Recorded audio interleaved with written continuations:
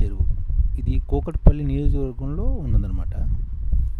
కూకట్పల్లి నియోజకవర్గంలో అనేక చెరువులు కబ్జాదారుల కబంధంలో కబ్జా గురవుతున్నాయి. ఒక చిన్న ఉదాహరణ మైసమ్మ చెరువే.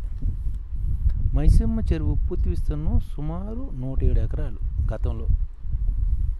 ఇది భూబకాసుల ఆకలికి బలే కబ్జా గురవుతూ ప్రస్తుతం 14 ఎకరాలకి కుదించుకుపోయింది.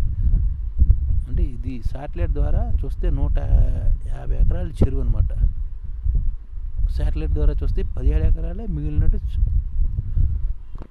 ఉన్నది శాటిలైట్ ద్వారా. అంటే ఏప్రిల్ 17, 2023 ఆంధ్రప్రభ పుస్తకంలో ఆంధ్రప్రభలో ఈ శాటిలైట్ చిత్రం ఉంది, మనం చూడొచ్చు. ఇది అంటే 150 ఎకరాలు 17 ఎకరాలు తగ్గిపోయింది. సుమారు గతంలో కామన్ చెరువు సైతం 40 ఎకరాల పైగా కబ్జా అయింది. అలాగే చిన్న మైసమ్మ చెరువు కూడా పేదల పేరుతో కోట్లు గడిస్తున్న అక్రమార్కులు పోలీసుల గజల కంటే భయం లేకుండా కబ్జా చేస్తున్నారన్నమాట.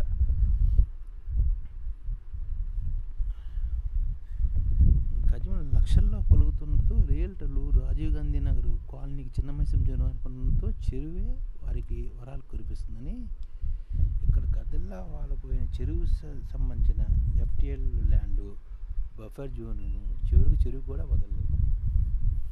ఇంటి నిర్మాణ వ్యర్థాలను లారీలో తెచ్చి నీటిలో పోస్తూ చెరువుని పూడుస్తూ కబ్జా చేస్తూ ఫ్లాట్లుగా మారుస్తూ కోట్లు పరిగెత్తుతుంటే మైసమ్మ చెరువుకి ఎఫ్టిఎల్ భూగర్భ జోన్లు పూర్తిగా అన్యాక్రాంతమయ్యాయి. ఇక ఎక్కడ ఎఫ్టిఎల్ ఎక్కడ బఫర్ జోన్ ఎక్కడ అనేది తెలియాలన్నమాట. 97 ఎకరాలు ఉండాల్సిన మైసమ్మ చెరువు ప్రస్తుతం 14 ఎకరాలకే కుదించిపోయింది. రాబోతున్న రాక్షస భూబకాసాలు చెరువుకి అద్దుగా నిర్మించిన కంచెను రాత్రే లోపల జరిపి వారికి కావాల్సిన స్థలాన్ని కబ్జా చేసి ఆ స్థలంలో కంచెను అనుకుని వందల సంఖ్యలో చిన్న ఫ్లాట్లు చేసి చిన్న చితక పేదవారికి ఎంచుకుని వారికి మాయమాటలు చెబుతూ ఈ అక్రమ స్థలాన్ని విక్రయిస్తూ సొమ్ము చేసుకుంటున్నారు. ఇలా కొంతకాలం గడిచాక అందరూ గడిచిపోయారు. అనుకున్న స్థల మామూలు మళ్ళీ కంచెని మళ్ళీ వారికి కావాల్సినంతగా చెరువుల్లోకి జరుపుతూ నిర్మిస్తున్నారు.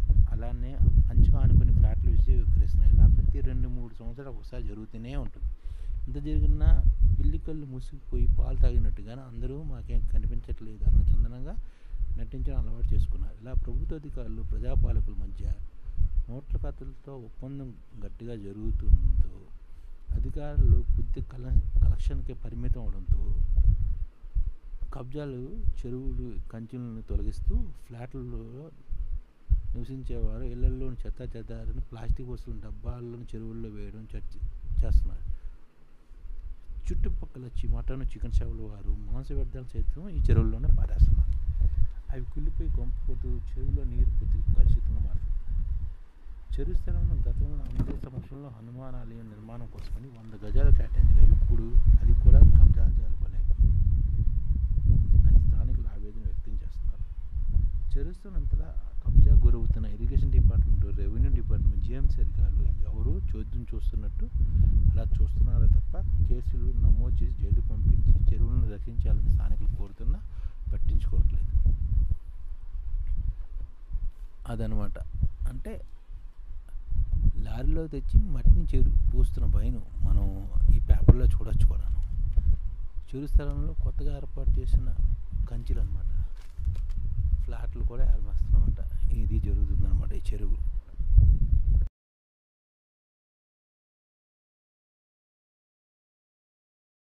ఈ ఛానల్ ముఖ్య ఉద్దేశం ఏంటంటే మన తెలుగు రాష్ట్రాల్లో 1 కోటి మందికి సంఘటిత రంగాల్లో ఏ విధంగా ఉద్యోగాలు ఇవ్వవచ్చు, కనీస నెల జీతం 30,000 వరకు ఏ విధంగా ఇవ్వవచ్చు, ఏ విధంగా చేస్తే ఉద్యోగాలు సృష్టించబడతాయో వివరిస్తూ ఈ ఛానల్ వీడియోలు వస్తాయి.